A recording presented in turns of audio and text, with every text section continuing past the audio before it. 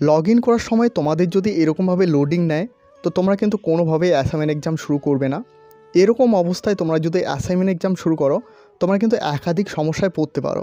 যেমন 2-1টি কোশ্চেন এসে নেক্সট হবে না, বা কোশ্চেন বোঝা যাচ্ছে না, বা কোশ্চেন আসতেছে কিন্তু কোশ্চেনটা আসতেছে না, অর্থাৎ লেখাগুলো আসতেছে না। তোমরা এখানে দেখতে পাচ্ছ কোশ্চেনগুলো আসছে কিন্তু এখানে লেখাগুলো আসেনি, অর্থাৎ কোন কোশ্চেন এবং অ্যান্সার কোনগুলো এগুলো কিন্তু আসেনি।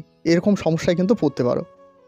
বা এরকমও সমস্যা হতে পারে তোমাদের পজগুলো শেষ হয়ে গিয়ে কিন্তু অটোমেটিকলি সাবমিট হয়ে যাবে, অর্থাৎ তোমাদের যে টোটাল পজগুলো রয়েছে সেই পজগুলো শেষ হয়ে গেলে কিন্তু তোমাদের অটোমেটিকলি সাবমিট হয়ে যাবে।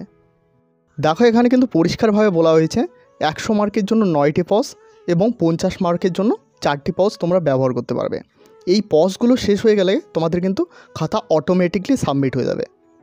তোমাদের মধ্যে একাধিক ছাত্রছাত্রী কিন্তু ভাবতে পারে যে আমার সময় রয়েছে, অর্থাৎ 100 মার্কের জন্য যে 3 ঘন্টা সময় দেওয়া রয়েছে এবং 50 মার্কের জন্য 2 ঘন্টা সময় রয়েছে, অর্থাৎ এই নির্দিষ্ট সময়ে যতগুলো ইচ্ছা ততগুলো পজ ব্যবহার করতে পারবো। এরকমটা কিন্তু না, তোমাদের কিন্তু নির্দিষ্ট পজ করে দেওয়া হয়েছে, অর্থাৎ 100 মার্কের জন্য 9টা পজ এবং 50 মার্কের জন্য 4টে পজে শুধুমাত্র ব্যবহার করতে পারবে। এর বেশি কিন্তু পজ ব্যবহার করলে তোমাদের খাতাটা কিন্তু অটোমেটিকলি সাবমিট হয়ে যাবে। তোমাদের মধ্যে একজন কমেন্ট করেছে লগ আউট কীভাবে করব। তো তোমরা এখানে দেখতে পাচ্ছ এইদিকে সাইটে কিন্তু লগ আউট বলে একটা অপশন রয়েছে, এখানে ক্লিক করলে কিন্তু তোমাদের লগ আউট হয়ে যাবে। দেখো আরেকজন কমেন্ট করেছে ক্লোজ দেখাচ্ছে, তাহলে কি লগ আউট করবো কীভাবে?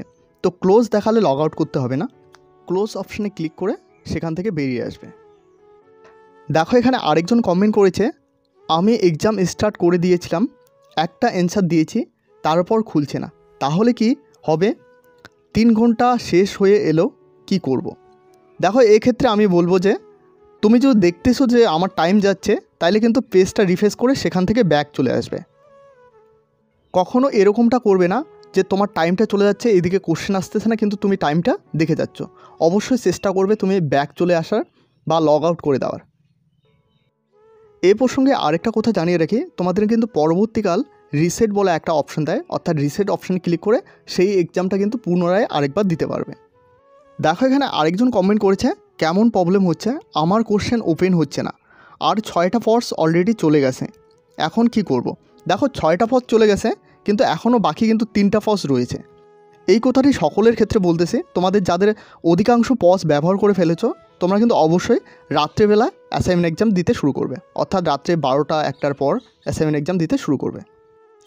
বা যখন পুরোপুরিভাবে জানতে পারবে যে এখন সার্ভার পুরোপুরি ঠিক রয়েছে তখন কিন্তু অ্যাসাইনমেন্ট এক্সাম দিতে শুরু করবে।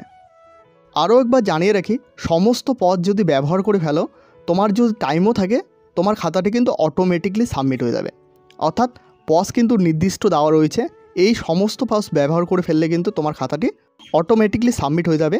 তোমার যদি কোশ্চেনও বাকি থাকে তবুও কিন্তু খাতাটি অটোমেটিকলি সাবমিট হয়ে যাবে। যেগুলো কোশ্চেন খুবই গুরুত্বপূর্ণ ছিল সেগুলো কোশ্চেনের কিন্তু অ্যান্সার দেওয়ার চেষ্টা করলাম। তো তোমরা অবশ্যই বুঝতে না পারলে কমেন্ট করবে, বা তোমাদের যদি আলাদা রকমের কোনো রকম সমস্যা হয় তো অবশ্যই কমেন্ট সেকশনে জানাবে। এছাড়াও অফিসিয়াল হেল্পলাইন নাম্বারে অবশ্যই তোমরা কিন্তু তোমাদের যে সমস্যাটা হচ্ছে সেটা কিন্তু জানিয়ে রাখবে।